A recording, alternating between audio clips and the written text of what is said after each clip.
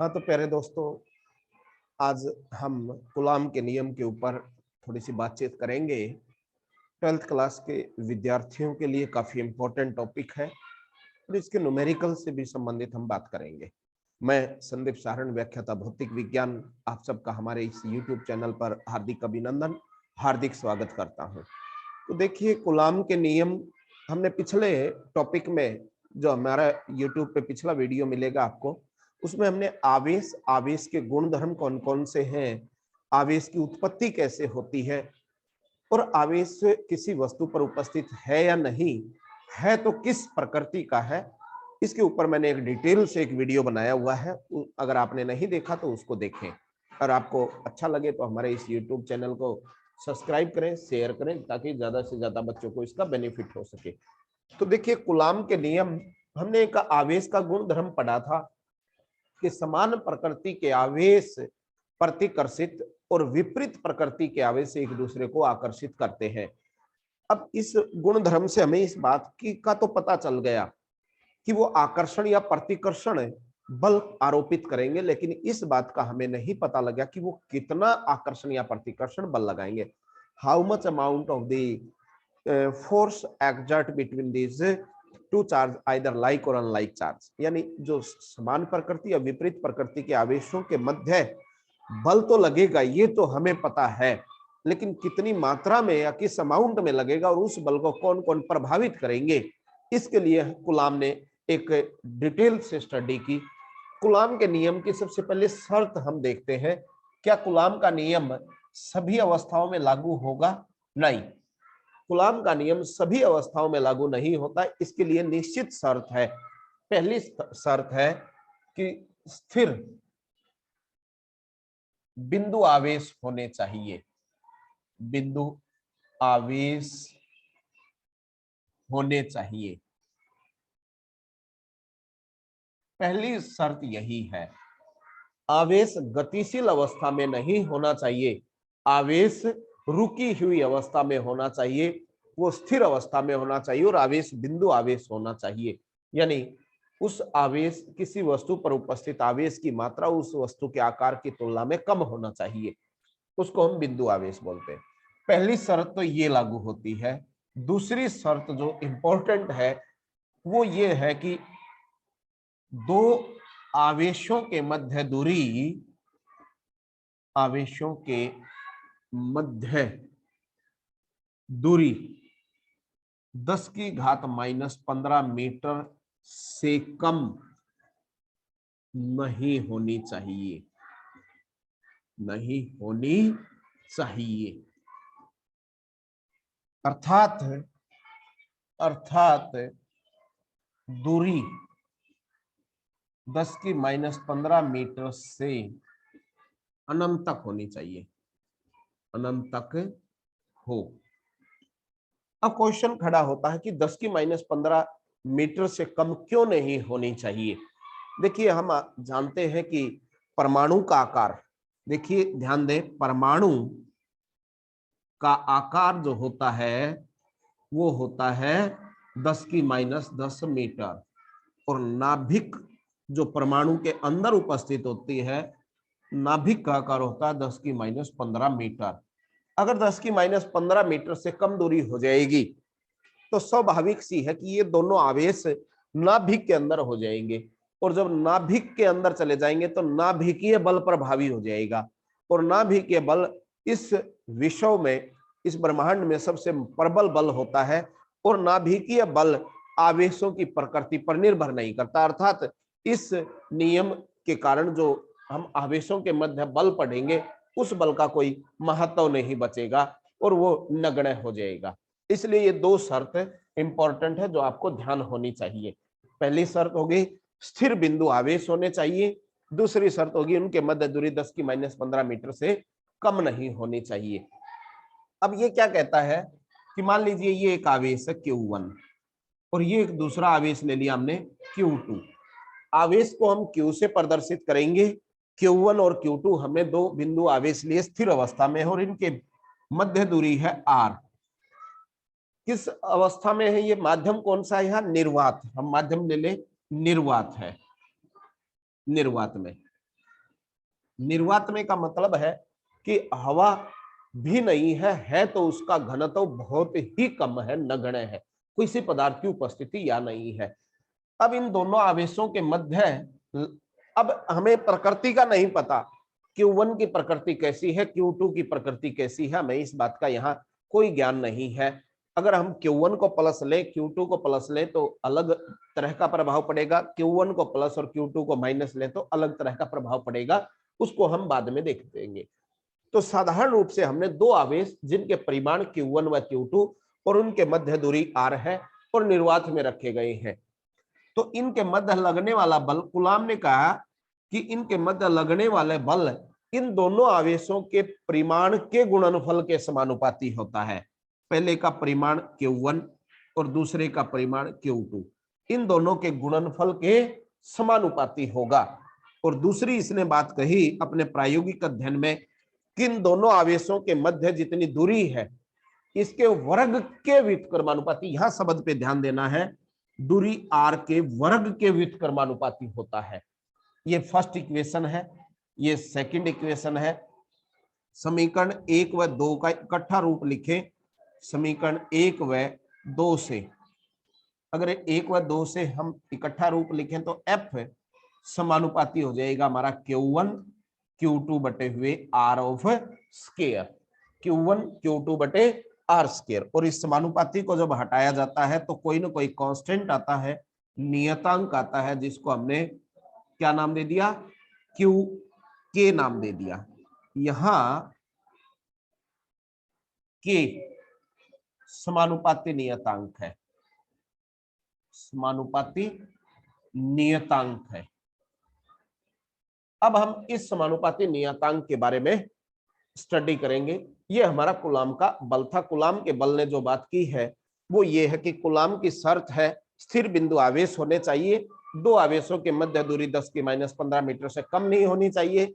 दो आवेश Q1 और Q2 ले लें तो F जो इनके मध्य लगने वाला बल है इन दोनों आवेशों के परिमाण के समानुपाती और इनके मध्य दूरी के वर्ग के व्युत्क्रमानुपाती होता है। और दोनों का कंबाइंड इफेक्ट देखोगे तो F समानुपाती Q1 Q2 upon R square. और जब इस समानुपाती को हटाएंगे तो एक कांस्टेंट आएगा K, और ये K समानुपाती नियतांक है। हम इसकी अब चर्चा करने वाले हैं यहाँ पे। तो देखिए हम K के बारे में अब डिटेल से पढ़ेंगे।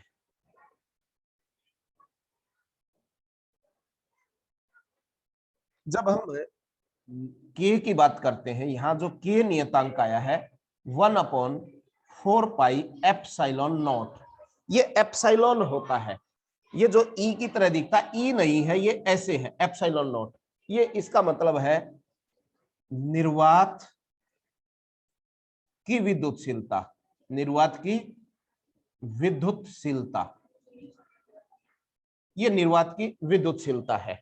इसको हमने निर्वात की विद्युतशीलता के रूप में लिखा। और इसकी जब वैल्यू निकालते हैं, K की वैल्यू 9 × 10⁹ ये इसका वैल्यू है, मैग्नीट्यूड है 9 × 10⁹। अगर इसके मात्रक की बात करोगे तो न्यूटन मीटर स्क्वायर प्रति coulomb square, newton metre square प्रति कूलाम स्क्वायर होता है। अब हम इस अकेले की बात करते हैं, अगर कोई अन्य माध्यम आ जाए तो उस समय इसकी स्थिति क्या होगी। अन्य माध्यम में जब हम इसकी स्थिति के बारे में अध्ययन करेंगे तो देखिए कैसे प्रभाव पड़ेगा इसका। ये तो निर्वात के लिए अगर हम बल देखें, F बराबर है, ये हो गया हमारा 1/4 pi epsilon not Q1 Q2 upon R square. निर्वात में, किसमें है ये, निर्वात में है, निर्वात में। किसी अन्य माध्यम में, किसी अन्य माध्यम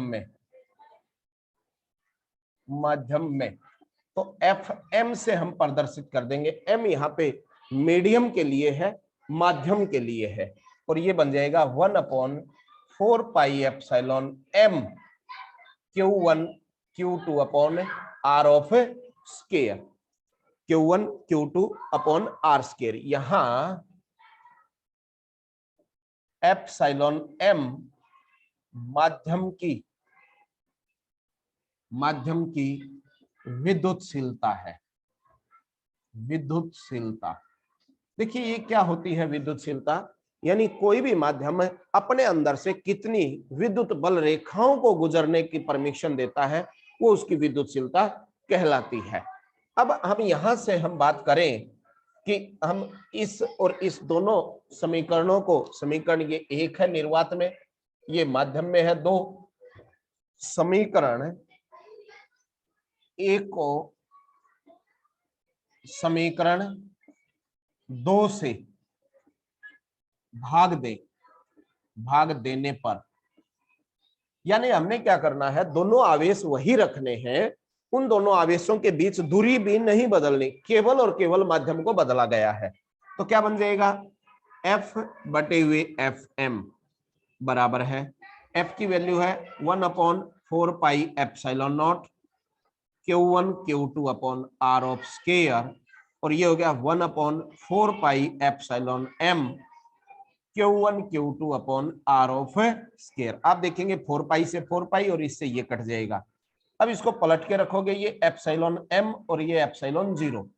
अब हम क्या देख पा रहे हैं, F बटे FM यानी निर्वात में बल बटे हुए माध्यम में बल का मान माध्यम की विद्युतशीलता और निर्वात की विद्युतशीलता के अनुपात के बराबर है, और इसको बोलते हैं एप्सिलॉन R, आपेक्षिक, इसका नाम क्या है, आपेक्षिक विद्युतशीलता, विद्युतशीलता इसको बोलते हैं आपेक्षिक विद्युतशीलता।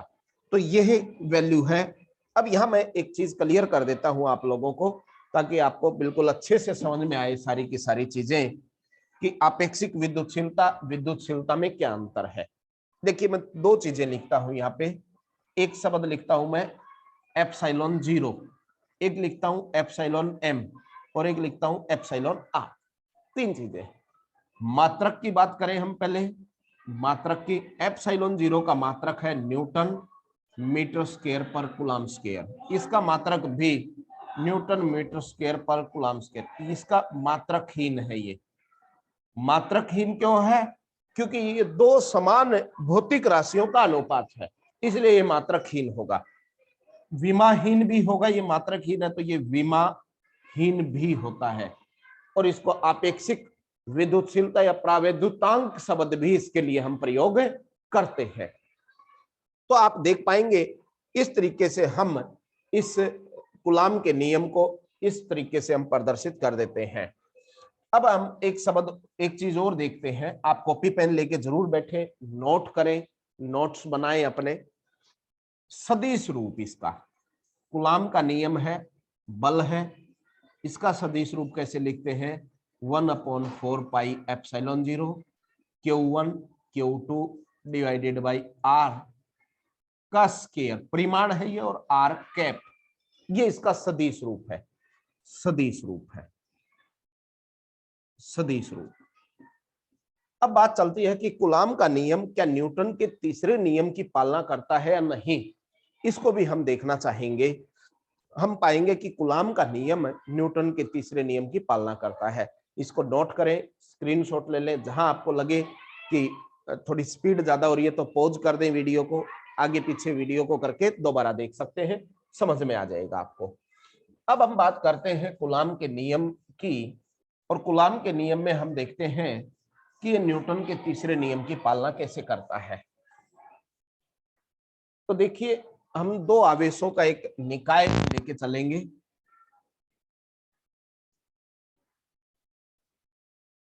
मान लीजिए एक आवेश यहाँ पे है Q1, एक यहाँ पे है Q2, और केंद्र से इसका स्थिति सदिश R1 है और केंद्र से इसका स्थिति सदिश R2 है, और इन दोनों के बीच में कोई ना कोई दूरी है। हमें इनकी प्रकृति का मालूम नहीं है, कैसी प्रकृति, हम ये मान के चले दोनों समान प्रकृति के हैं, और जब समान प्रकृति के होंगे तो इनके मध्य प्रतिकर्षण बल लगेगा। अगर आप इधर से इधर देखेंगे तो ये दूरी R2 माइनस R1 हो जाएगी। ये O, इसका नाम A रख दो, इस बिंदु का नाम B रख दो, ये A बिंदु है।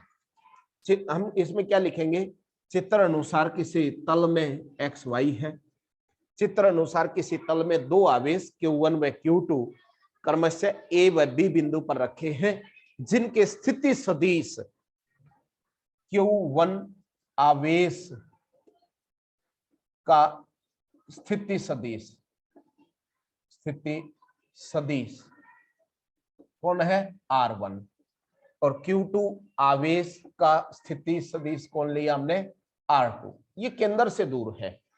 हम क्या चाहते हैं, Q A से B की दूरी, A B दूरी, ये A बिंदु है, ये B बिंदु है। A से B की दूरी क्या होती है, B का स्थिति सदिश घटा A का स्थिति सदिश। B का स्थिति सदिश R2 माइनस R1 है, और इसको लिखें, ये OB और ये OA ऐसे लिख सकते हैं इसको। और इसको आप A से B की दूरी का मतलब है पहले से दूसरे की दूरी, इसका नाम हम R12 रख सकते हैं। इसी प्रकार B से A की दूरी अगर आपको निकालनी हो तो R21 कह दो इसको, ये हो जाएगा OA माइनस OB। इससे आपको कोई फर्क पड़ने वाला नहीं है। ये हमने दूरियां निकाली है। दूरी क्या होती है, अंतिम माइनस प्रारंभिक। अब हम चाहते हैं कि Q1 आवेश के कारण Q2 पर विद्युत बल कह लो या कूलाम का बल कह लो। देखिए पहले आवेश ने लगाया है, इस आवेश ने इसके ऊपर बल लगाया है, ये दिशा हो जाएगी पहले ने दूसरे के ऊपर लगाया है, पहले ने दूसरे के ऊपर। तो F12 नाम दे दिया मैंने इसका। F12 क्या हो गया, पहले ने Q1 आवेश ने के कारण Q2 पर लगने वाले बल को मैंने F12 कहा है। F12 क्या हो जाएगा, 1/4 pi epsilon 0 Q1 Q2। A से B की दूरी देखिए, A से B की दूरी मैंने R12 लिया है, और इसका वर्ग, और दिशा लेंगे तो इस दिशा में है A से B की ओर, इस दूरी को हमने 12 नाम दे दिया। मैं इसका नाम भी 12 ही लेके चला हूं, उससे कोई फर्क पड़ने वाला, 2 से 1, 1 से 2 कोई फर्क नहीं पड़ना। ये फर्स्ट इक्वेशन है। इसी प्रकार Q2 आवेश के कारण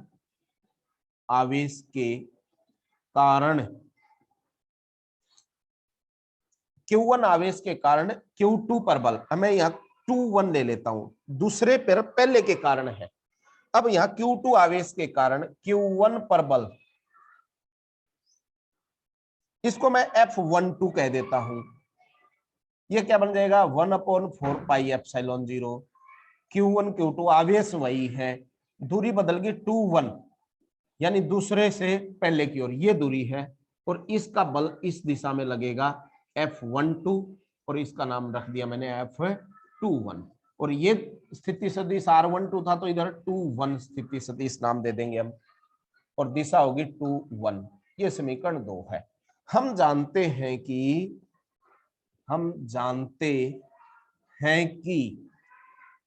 R12 का मैग्नीट्यूड बराबर है R21 का मैग्नीट्यूड, यानी Q1 और Q2 के बीच में दूरी नहीं बदली है। चाहे आप A से B की ओर दूरी मापो या B से A की ओर मापो, दूरी में कोई परिवर्तन नहीं होता, परंतु दिशा में परिवर्तन है।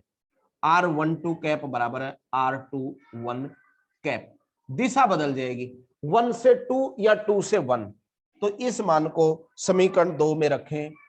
समीकरण 2 में रखने पर ये 2 है, F12 बराबर है 1/4 pi epsilon not Q1 Q2 upon, देखिए R21 और R12 दोनों के दोनों क्या है, समान है, तो 2-1 को 1-2 कह सकते हैं, 1-2 का मैग्नीट्यूड। और दिशा भी देख लो, 2-1 और 1-2 आपस में एक दूसरे के ऋणात्मक में है, विपरीत दिशा में है। तो ये R21 है, तो इसको 1-2 में बदलोगे तो माइनस आ जाएगा, माइनस R12 का कैप। और अगर आप देखें इसको माइनस बाहर ले लिया मैंने, epsilon 0 Q1 Q2 upon R12 का स्क्वायर और R12 का कैप। समीकरण नंबर 1 चेक कीजिए। समीकरण 1 का ये वाला भाग देखिए और इसका ये वाला भाग देखिए, एक जैसे हैं, तो इसका मतलब ये वैल्यू 2 1 के बराबर है। तो हम यहां रख दें F12 बराबर माइनस F21। इसका ये अर्थ हुआ कि दोनों के परिमाण समान है लेकिन दिशा विपरीत है। समान व विपरीत बल, इसको हम कह देंगे समान व विपरीत बल, और यही न्यूटन का तीसरा नियम है। अतः यह न्यूटन के तृतीय नियम की पालना करता है। तो हम कह सकते हैं कि कूलाम का नियम है न्यूटन के तृतीय नियम की पालना करता है, और यही न्यूटन का जो कूलाम का सदिश रूप भी यही है। तो इतना आसान तरीके से आप इसको सोल्व कर सकते हैं। अब हम बात करते हैं थोड़ी सी और आगे चल के इससे, कि हमने जब इतनी सी बात कर ली तो हम ये जानने की कोशिश करेंगे कि बल प्रतिकर्षण प्रकृति का होगा या आकर्षण। हमने अभी पढ़ा था कि बल है 1/4 pi epsilon 0 Q1 Q2 upon R square होता है। ये है निर्वात में। जब निर्वात में ये बल है तो यहां बल की प्रकृति कैसी होगी, ये निर्भर किस पे करेगा, Q1 Q2 बड़ा हो 0 से या Q1 Q2 छोटा हो 0 से। अगर दोनों आवेशों का गुणनफल 0 से बड़ा है तो प्रतिकर्षण बल लगेगा। कौन सा लगेगा, प्रतिकर्षण बल। अगर छोटा होगा तो आकर्षण बल का काम होगा, आकर्षण बल। देखिए इसको समझने की कोशिश कीजिए कि हमें कैसे पता लगता है कि प्रतिकर्षण होगा या आकर्षण बल होगा। मैं इसको यहां अच्छे से समझा देता हूं। अगर मान लीजिए आप इसको टॉपिक को देखें कि ये Q1 आवेश है, इधर Q2 है, इधर Q1 और Q2 की गुणा है। अगर ये आवेश प्लस में है, ये भी प्लस में है, तो ये भी प्लस में रहेगा। ये माइनस का आवेश है, ये माइनस का, तो भी ये प्लस का रहेगा। और प्लस का मतलब होता है बड़ा है 0 से। प्लस का मतलब क्या होता है, इन दोनों का गुणनफल प्लस में आए तो इसका मतलब 0 से बड़ा है, और 0 से बड़ी स्थिति है तो हमें देखा कि ये भी धन आवेश और धन आवेश है, ये ऋण है तो ये भी ऋण आवेश है। ये दोनों समान प्रकृति के हैं आवेश है, समान प्रकृति के आवेश। और समान प्रकृति के आवेश क्या करते हैं, प्रतिकर्षण करते हैं। ये अगर प्लस में हो, ये माइनस में हो, तो ये माइनस आ जाएगा आंसर। ये माइनस, ये प्लस, तो भी माइनस में आएगा। यहाँ ये ग्रेट लेस देन 0 की स्थिति है, क्योंकि ऋणात्मक मान 0 से छोटे होते हैं। और यहाँ विपरीत प्रकृति के आवेश हुए, विपरीत प्रकृति के आवेश। और जब विपरीत प्रकृति के आवेश होते हैं तो आकर्षण बल होगा, आकर्षण बल। ये था हमारा कूलाम का नियम। और कूलाम के नियम से संबंधित महत्वपूर्ण जानकारी, कूलाम का नियम क्या है, कूलाम के नियम की स्टेटमेंट क्या है, वो आप आराम से लिख सकते हैं। इसके नोट्स में PDF में भी डाल दूंगा, डिस्क्रिप्शन में PDF मिल जाएगी, वहां इसके नोट्स मिल जाएंगे। और इस तरीके से आप कूलाम के नियम का आसानी से अध्ययन कर सकते हैं। अगर आपको अच्छा लगे हमारा चैनल, और इसमें लगातार आपको निरंतर वीडियो, टॉपिक वाइज वीडियो मिलते रहेंगे, और आपको अगर इसका बेनिफिट होता है तो ये बेनिफिट दूसरे बच्चों को भी मिले, इसलिए आप इसको ज्यादा से ज्यादा बच्चों को शेयर करें, सब्सक्राइब करें, ताकि किसी का भला हो सके। धन्यवाद, आप सबका बहुत बहुत धन्यवाद।